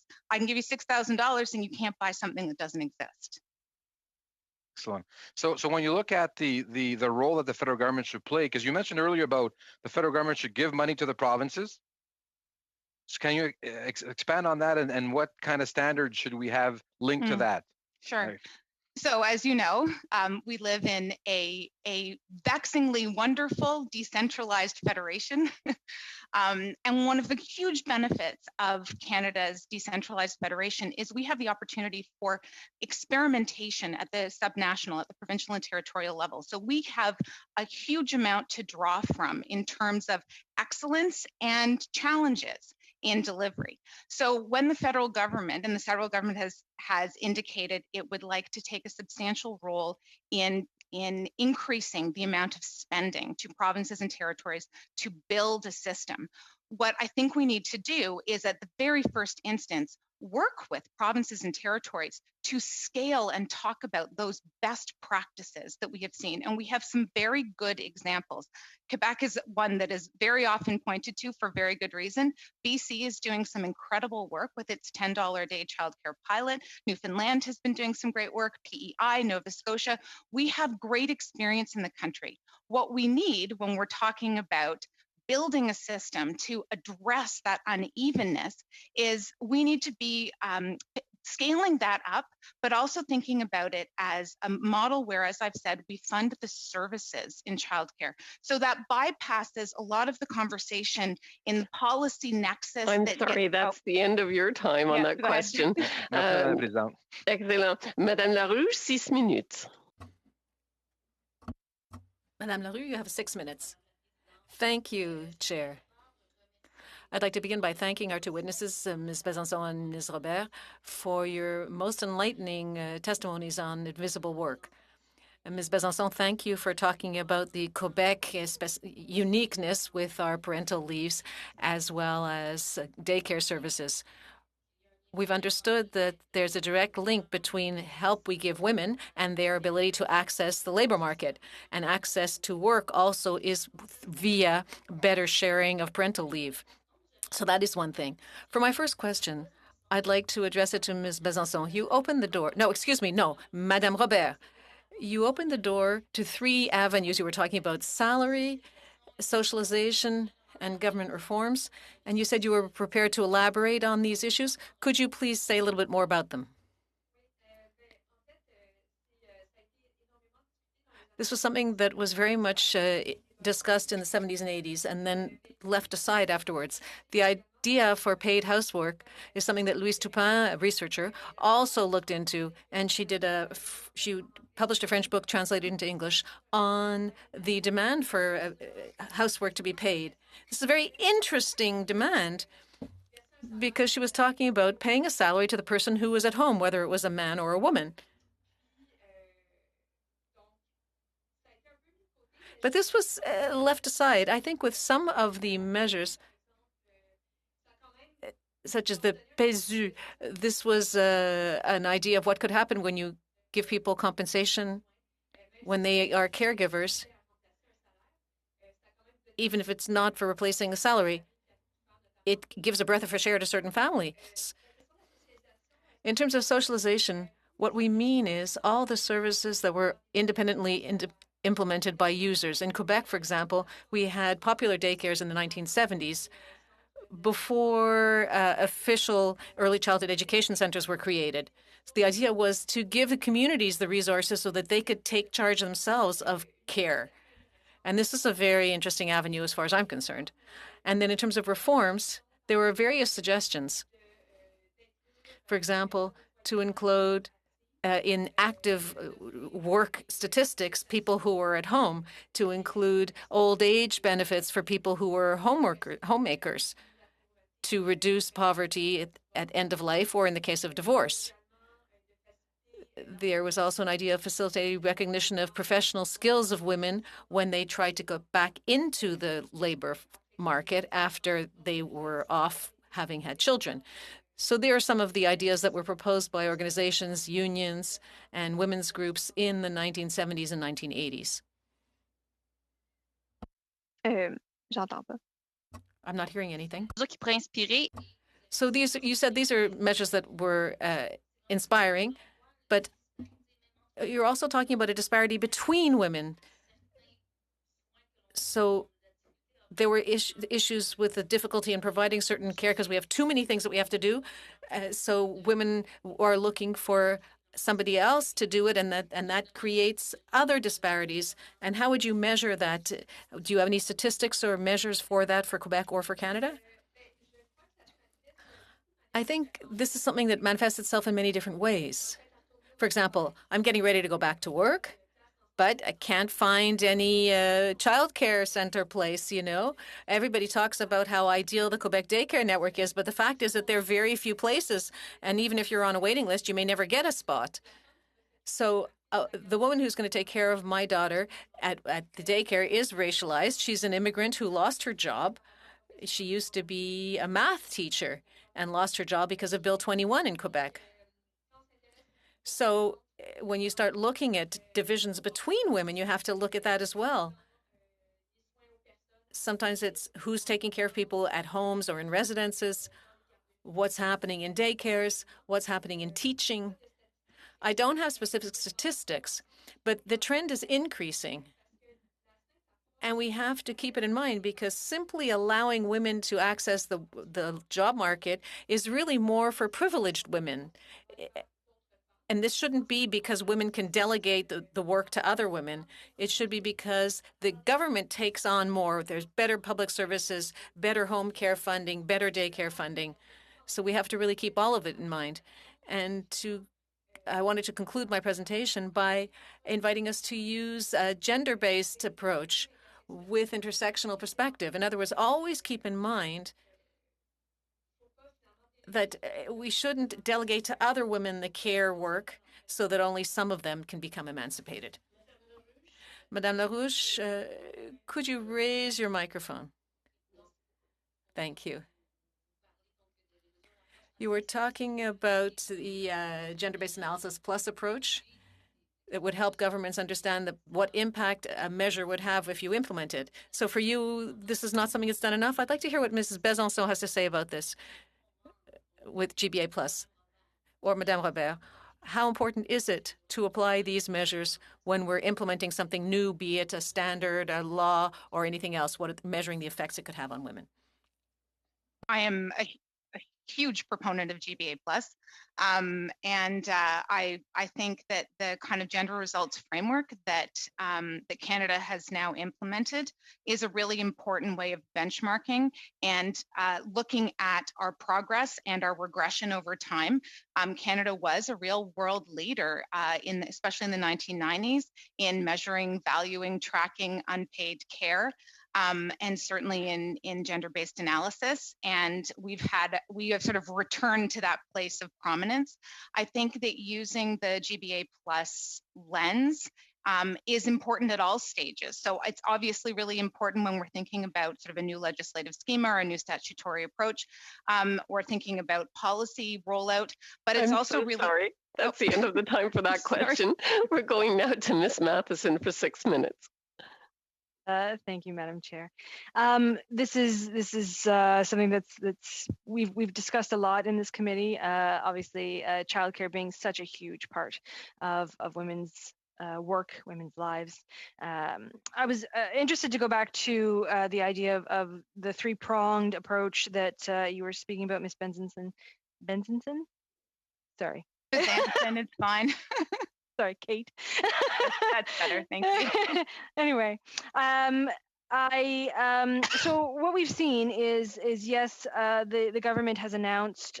We haven't seen the actual dollars yet. I think it's just been announced, but the commitment to the National Child Care Secretariat, which is what advocates, childcare advocates, and stakeholders have been asking for, absolutely, in terms of that one piece. However, there are the other two, and the piecemeal approach that has been continued has a lot to do with the fact of consistency of funding. Mm-hmm. So if you could comment on the impacts of that underfunding of a piecemeal system, what that's done, because I know that immediately the national advocacy groups and so on, they've called for the $2.5 billion immediately just to stabilize the childcare sector, and then an additional $10 billion over the next 4 years to be able to do the work and provide those spaces. So that money hasn't appeared. Could you talk about the impacts of that?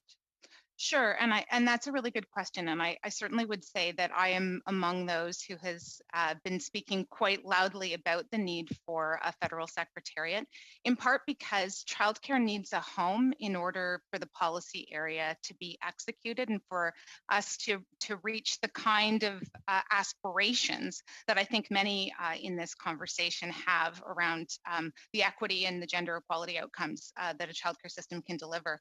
I would say that you're absolutely right in your diagnosis that the last year has been devastating for the childcare sector, and we've seen centers close across the country for lots of reasons, including because childcare is not really a system across Canada. It's rather sort of a patchwork market. So what we know that, for example, education is going to be there next year for our kids, because education is a right of every child and a responsibility of every province and territory. But childcare, because it's a market, enjoys no such protection. So we've seen in pandemic that the sector itself has been really fragile. There have been some investments. So I'm thinking about the Safe Restart monies that went to a number of sectors in various provinces, including to childcare. And certainly the childcare sector, what my conversation with the childcare sector, they've reported that things like the wage subsidy, as with other small employers, has been really important in keeping them afloat. But that's going to end, and this pandemic is going to continue. And if the stock of childcare is not available, if we are coming out of it with less than we had going into it, we're putting ourselves in all of the kind of disadvantage that has been well canvassed at this committee. So one of the things that the stakeholders and the sector has also been calling for is the enshrinement into law by legislation, the universality, the affordability of an act, much like the Health Act. So when you were talking about postal code social policy, I mean, ultimately the enshrinement of a piece of legislation to ensure that childcare is provided universally is key, but also that when we talk about those monies like Safe Start agreements or so on, I know that I was talking to a lot of folks in my riding who provide childcare, and they thought that they could use the wage subsidy or some of the monies that were provided by the federal government through the provinces to pay their employees. But a lot of it was so project-based that they actually had to pay that money back, and now they're in desperate need because they don't know how. They can't. They've had to have such cuts, and so they're in worse circumstances than they were before. So what would that enactment look like as well? How would that benefit? No, these are very good questions. So I would say that I am aware that the NDP, I believe in the sort of mid or late 2000s, proposed a private members bill that essentially speaks to this, creating a Child Care Act with sort of similarity of principles to the Canada Health Act. So I think legislation is a really important expression of how we protect and how we value particular policy areas. I know that Quebec also has a legislative enshrinement, and it speaks about also the rights of children to particular kinds of care. So there's a lot of, there are a lot of reasons to do that. I also have wondered about the kind of invisibility of childcare in our federal spending packages. And, we have the Canada Social Transfer, we have the Canada Health Transfer. The childcare historically was delivered through the social transfer. It now comes through bilateral negotiations with provinces. Would it make a difference also to give it that kind of visibility and have a Canada childcare transfer in addition to a legislative schema that could give it the kind of visibility that would also protect it at least symbolically? So that's something to think about. I would say that I know that that so many childcare deliverers, either in regulated home base and also in centers, have struggled mightily in pandemic. And I think that moving forward, I think we need to look at those three legs of the stool and think about how we fund services so that we can address areas like fee caps so that parents aren't paying as much, so that we can address funding the workforce, which is wages, which is one of the key drivers of costs in childcare. And also I feel so badly about continually cutting you off when you're saying wonderful things, but it's my job as chair. And right now we're going into our second round of questions with Ms. Shin for 5 minutes. Thank you so much. I'd like to thank all the witnesses for speaking with us today. You shared some very valuable information and thoughts. Historically, the caregiving role that women have had have obviously impacted women's accessibility to more options for employment. And we've heard that female jobs are devalued and a lot of women's work is unpaid and invisible. And publicly funded childcare was an option that both presented. And we've also heard often that there are some cultures that don't want to send their children to publicly funded care centers. Culturally, what kind of options can what kind of ways could the federal government assist in providing those kinds of options for families where culturally they would rather have family members like grandparents take care of their children? That's an interesting question. That was not one of the ones that I prepared for, so I appreciate it. Certainly, I think that when we're thinking about family policy, it's one of the hardest areas to navigate because we all live it very intimately. It's very personal. And so when we think about policy design, we have to think about how do we create policies that give people great options between equally excellent choices. So I would say that my view would be, if we're thinking about how do we support caregivers, the biggest impact is in building a system that is accessible and affordable to those who wish to use it. Absolutely, there's nobody is speaking about any kind of compulsory childcare, and I think that for many families, a grandparent or an aunt or a family member providing care is absolutely important, viable, and the best choice for that family. And we want to support that. And I think in some ways we do bolster that through other means, especially by enhancing things like the Canada Child Benefit, which has been a dramatic anti-poverty strategy, but has also been put to significant use in caregiving. Sorry, Camille. I see that Camille is No there. problem. I'm talking too Camille's got something to say. And Nellie, if you can raise your mic between your nose and your, yeah, thanks. Go ahead, Camille. Je crois que ça renvoie à la question. I think you get back to the whole issue of choice and access. You have to leave the choice to the families.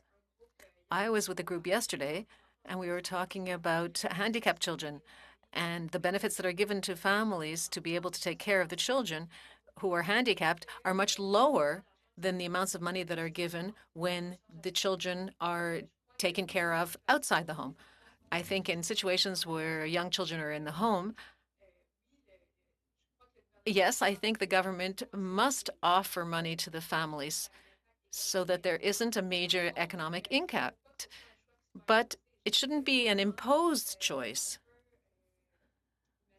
It seems to me that the Harper government had already proposed giving cash to families who would keep children at home rather than sending them to daycare. But that could also be a trap because there are families who have many children. So the idea of keeping the children at home could end up being an economic obligation rather than sending them to daycare, especially in provinces where fees are quite high.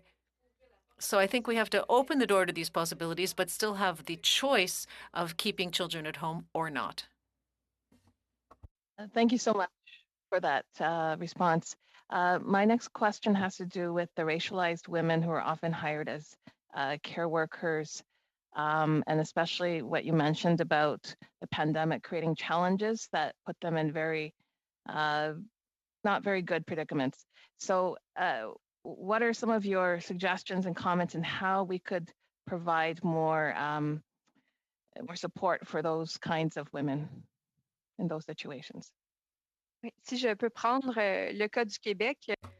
Well, if I could use the Quebec example, a lot of racialized women, mainly Black women, several of whom were refugees, and they were working in the private seniors' residences.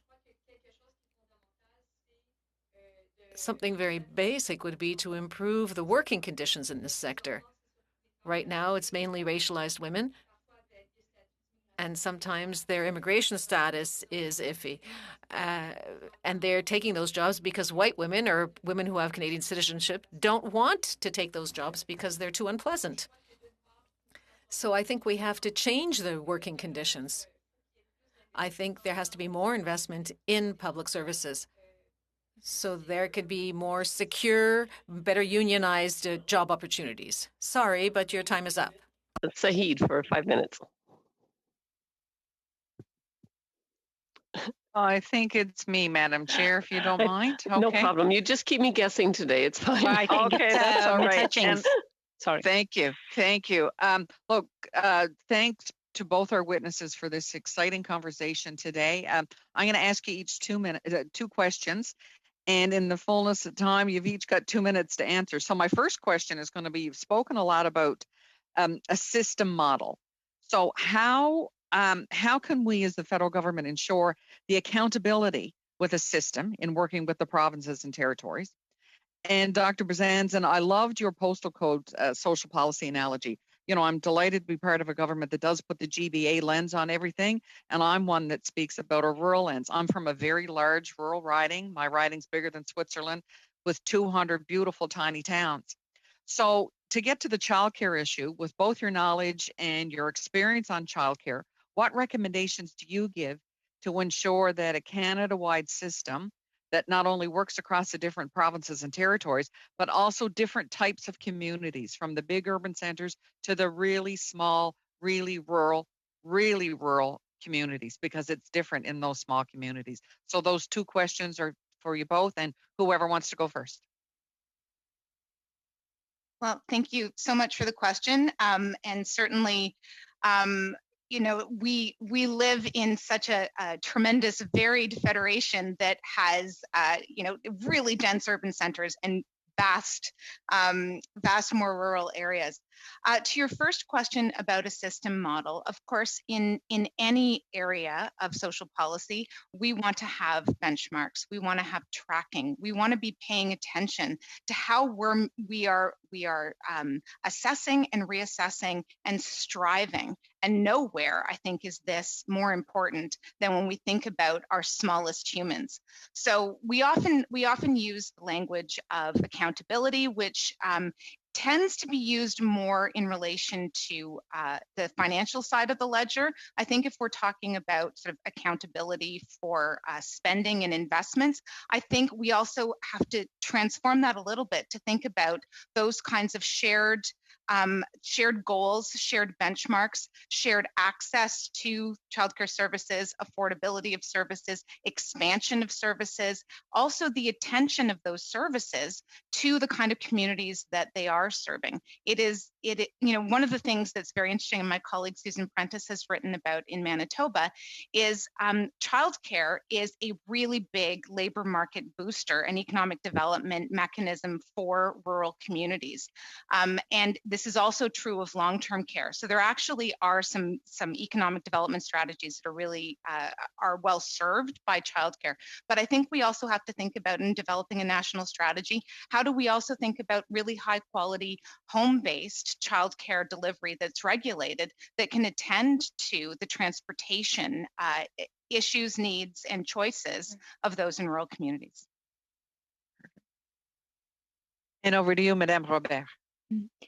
Merci beaucoup pour... Thank you for the question. In terms of provinces' accountability, I'm not really as familiar with that issue, so I'm not going to speak to it. But I think that what you were talking about in terms of access to services, especially in a rural context, is absolutely fundamental. In Quebec, we have several remote regions, and we have major daycare access needs. We're not even talking about public daycare. We're talking about private daycare or family daycare. It's extremely difficult to get any. Sometimes children who have signed up when they were still in their parents' and their mother's womb can't get a spot before they're 2 years old.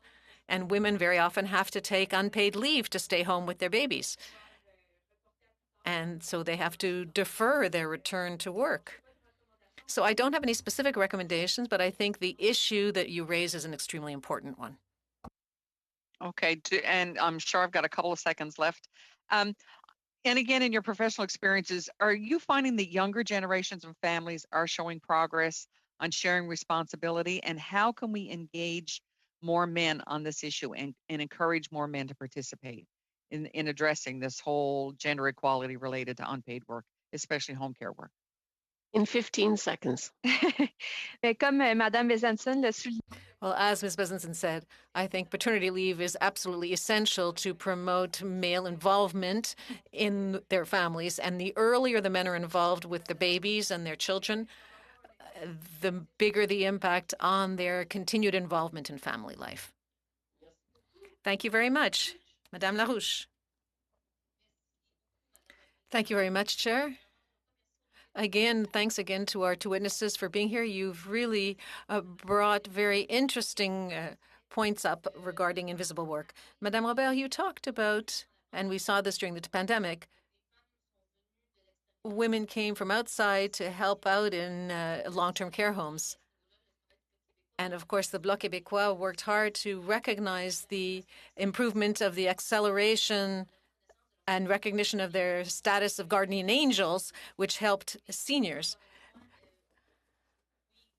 So yes, we have to be careful. There's a balance that has to be struck between ensuring, as we've heard the message, that this doesn't become a way of creating disparity between women. But at the same time, for several of them, this was a great opportunity to be able to come here and make a place for themselves here. Well, in our collective book called Invisible Work, there was Sonia Ben-Sultan, professor of the University of Ottawa, talked about immigrant women and what happens with them. Very often they're from the Maghreb, from Haiti, and they come here. I'm sorry for my uneven internet connection.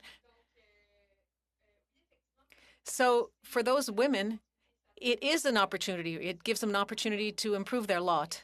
But we have to ask ourselves, what choices do they have? Very often for those women, the typical immigration model is that they will want professional integration for their husbands or their spouses when they come here. And that's what Sonia Ben-Sultan was saying. And they will tend towards care jobs that require little in the way of training, where they can get a leg in quickly so as to have regular income. So I think that goes with the immigration model and the choices that are available to these women when they first come to Canada or to Quebec. So in other words, we should support them better. But both of you, in one sentence, can you conclude? We're talking a lot about invisible work, but we have the impression that we're lacking data. So two ideas put forth by groups are to have a national invisible work day or including invisible work in the GDP and put a number on it. How important could that be to help people who are involved in doing this invisible work? I think it's important. It helps to bring this issue to the public's awareness, but I think these are more symbolic gestures. I think what's essential is that there be financial recognition and that we improve the funding of public services to be able to offer true choices to women and families. Ms. Besançon, just a sentence. Sorry, what she said. Ms. Matheson, 2.5 minutes. Actually, it's to pick up on what you were just saying in terms of how we value care work and typically work that's done by women and that sort of female idea of work. There has been a lot of pressure on the federal government to bring in a federal minimum wage. And I know that a lot of this depends on each different province, but providing that kind of leadership could potentially help to solidify. And actually $15 a day isn't even really a livable wage anymore. I think that we really need to go beyond that, but to have that sort of set. So maybe you could talk about that, but also, and again, this is typically provincial when we talk about labor law, but there certainly is the Canadian Labor Code. So are there any sort of provisions that you were talking about when you were discussing this more fulsome idea of how we look at unpaid care? It comes from a labor law standard or changes. It comes from the provision of affordable housing. Certainly New Democrats believe in those universal ideas of programming that help with those everyday costs. But if you could talk about some of that a bit, Mr. Robert.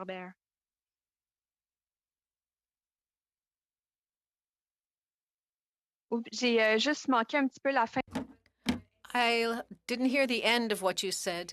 Could you perhaps just repeat the question briefly? I apologize. Yes, for lack of time. Just in terms of what sort of, we're looking at those national programs, we're looking at changes in labor law, we're looking at what would you prescribe on a federal level? I know that they're mainly provincial, but those changes in labor law, livable income, federal minimum wages, that sort of thing. Oui. Ben, en fait, fondamentalement.